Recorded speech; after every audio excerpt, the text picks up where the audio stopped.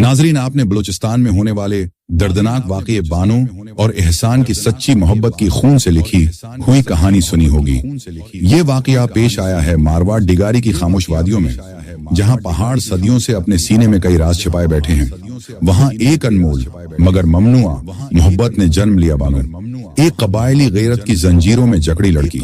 एहसान एक सादा दिल और कमजोर वसाइल का हामिल नौजवान। दोनों ने इस समाज की तंग दीवारों को तोड़कर एक साथ जीने का ख्वाब देखा, मगर दुनिया ने उन्हें मुआफ न किया। जरगा बैठा, फैसले हुए, 40 लाख दीत, अलाका बद्र, मोहब्बत पर सजा। लेकिन उनके पास ये इतनी भारी रकम अदा करने की ताकत नहीं थी। लेकिन वो नहीं जानती थी कि पहाड़ उस दिन सिर्फ खामोश गवाह नहीं बनेंगे, बल्कि खून की सरखी उनके दामन पर लगेगी। फिर एक दिन पैगाम आया, कुरान का वास्ता, वापस आ जाओ। कुछ नहीं कहेंगे, तुम्हें मुआफ किया।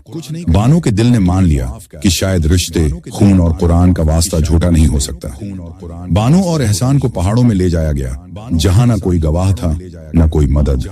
बानो की लरजती आवाज आखिरी बार सुनाई दी, कुरान का वास्ता दिया था, अब धोखा दे रहे हो, मुझे गोली मारो लेकिन हाथ मत लगाना। और फिर अंधाधुंध फायरिंग हुई। बानो और एहसान के जिस्म पहाड़ों की मिट्टी में गिर गए, खून बहा, चीखें पहाड़ों से टकराकर लौट आईं, मगर इंसानियत के कान बहरे थे। एक माह बाद बानो की फरियाद पर मबनी वीडियो सोशल मीडिया पर वायरल हुई। वो अल्फाज जिन्हें दुनिया ने सुना, मगर जमीर फिर भी न जागा। बानो और एहसान मार दिए गए, लेकिन उनकी मोहब्बत, इनकार और कुरान का वास्ता हमेशा के लिए अमर